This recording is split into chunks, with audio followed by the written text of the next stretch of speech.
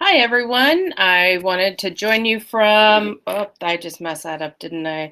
The beaches, trying to convince you that I'm really not sitting in my office this week, but I'm somewhere beautiful on a beach. Clearly not the case, but wouldn't that be awesome? Or maybe here would also be kind of a fun place to be. But anyway, welcome back to class. Yes, I'm still in my office. We're coming up on the last couple weeks, as I briefed you last time. We've got this week, which is on vocabulary, mainly content. Next week, we'll be doing math, and then we'll be moving into presentations.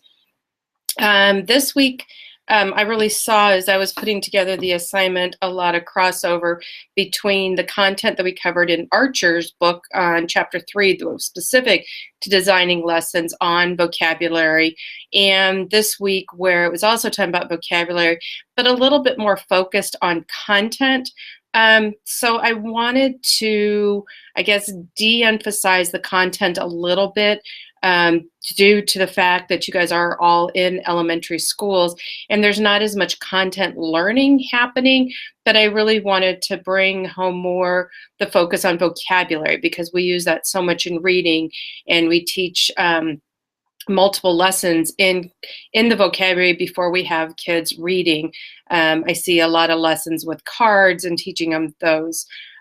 So I really kind of want to make sure you see those connections between chapter 3 and chapter 10 this week as you're doing your reading. So you don't need to go back and reread 3, but I think it gives you a really good perspective and balance to add to some of the meatiness of the chapters from Boss Vaughn. What I really like about Boss Vaughn is there's so many direct applications tools that you'll be able to use and hopefully implement into your classroom. I know the curriculum is really prescriptive, but I think it's always important as teachers that we stretch ourselves beyond what's handed to us and think, how can we add in other components that make it relevant and interesting for kids to learn? Because the more engaged they are, like we talked it all semester about, explicit instruction, the goal is engagement. And if kids aren't feeling engaged and seeing why they need to learn something, they're going to just check right on out. The other big thing that is in this week is really looking at using different kinds of semantic mapping and basically visual cues for kids to understand how content comes together, and what the relationship is between different kinds of content, because then that helps build background knowledge. It gives something for the new knowledge to connect into, and for our visual learners, they can see how it all comes together. So I do have more of a focus on that because I felt like we've spent a lot of time on the explicit instruction. I'm in the process right now of grading lesson plans. Those should be wrapped up, if not tonight, tomorrow, of looking at your objectives and your critical attributes and putting together examples and non-examples. I didn't feel like we needed to do that again this week. So I'm focusing more on looking at a unit of study, and I've given you 2 options. One, you can use what I have, which is more for a middle school student, or for those of you guys that are teaching, pulling something from your direct curriculum. Either way is fine, but I wanted to the concept is the same, but if you're in the classroom, it might be a little bit more applicable to do and use something that you're already doing, and walk through the process of how to kind of extend that teaching that you're doing.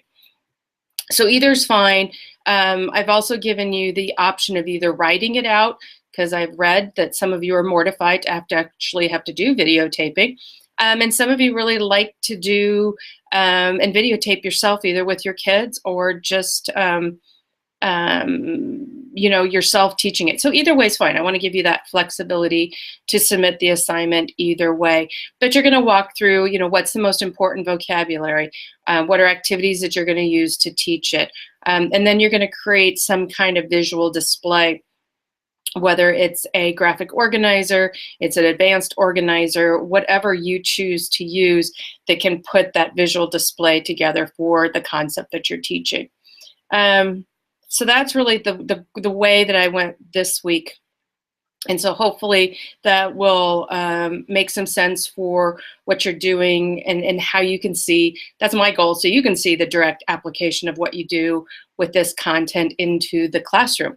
And not that just a waste of time and that you're just having to go through meaningless tasks to, another hoop to get to the end. That's not my goal at all. So hopefully this will work. As I said, lesson planning I'm grading right now.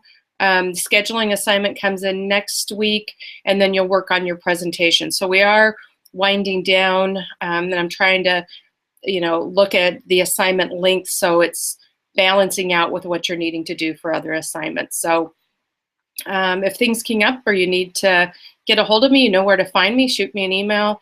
We can either email or we can talk on the phone or even have a meeting. So whatever works for you. I hope you're having a great week.